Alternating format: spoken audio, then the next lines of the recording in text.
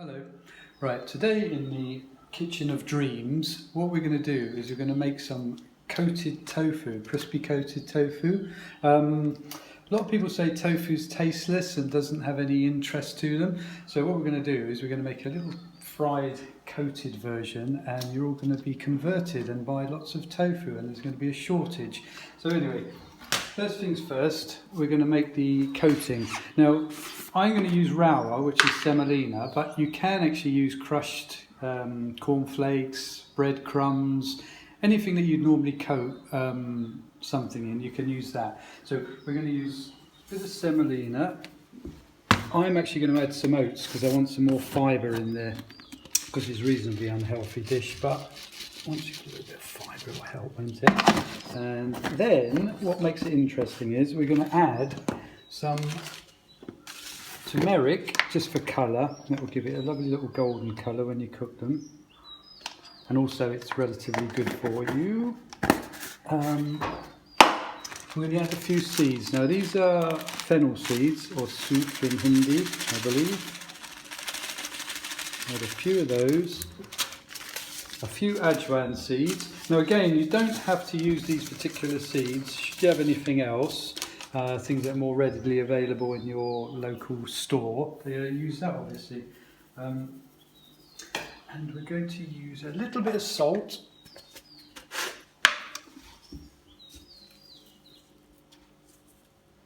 This is rock salt again. And just a few of these. These are cumin seeds. I just forgot to put them in earlier, so I'm going to put them in now.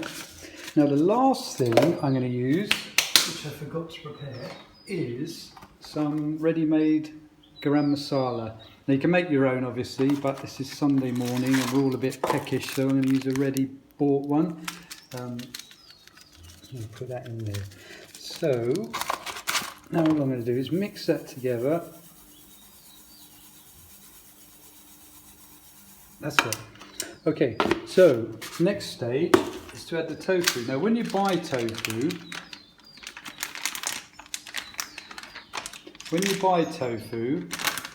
it's already in its own liquid. It's to keep it fresh and soft. So you want that on it because you're going to use that as the thing that helps you stick the crumb on. So I'm just going to do a little bit, and then I'm going to put the gas on to heat up the oil. So chop it into sort of bite-sized pieces. There's no specific size. I mean, that will probably do. Apparently, the larger the surface area, the less oil you absorb. So you might want to make them bigger and longer, or whatever. But these are bite-sized pieces. We're just going to literally put them in there, toss them. Now you want to make sure it gets on every edge.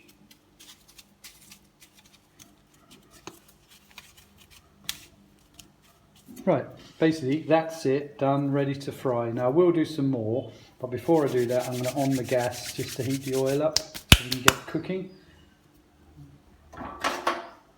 I'm using quite a small pan. It's not our best pan, but it's small, so it means I can use less oil because we're having a bit of trouble getting supplies at the moment. So I'll put that on a medium heat to heat up while I coat the rest of the tofu. So all the tofu is now coated, so I've got it on all surfaces, and now we're simply going to fry it and we're kind of finished. So I've been heating the oil while I've been coating it. I'm just going to test it with a small piece just to see. This should start cooking straight away. There you go. So we know that that's ready. So I'm going to put them in a few at a time. Now be careful when you do this because the oil can splash on you. Now I don't know if you know this, but tofu is made in a pretty similar way to cheese. So they boil up the soya beans. Basically they're trying to separate the whey and the curd, and then they press it and make it into a block and let it set. It comes in sort of different hardnesses. You get really soft tofu, really silky stuff, and then slightly firmer one.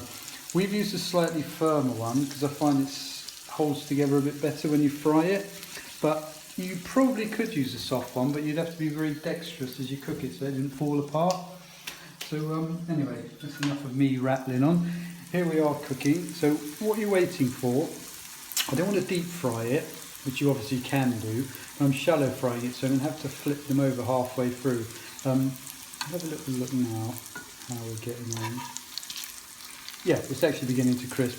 So what I'll do is probably leave it another few minutes and then I'll flip them over. Okay, so now they're done on one side. So what I'm going to do is I'm just going to simply flip them over. If you see that, the difference, you can see it's crisping up.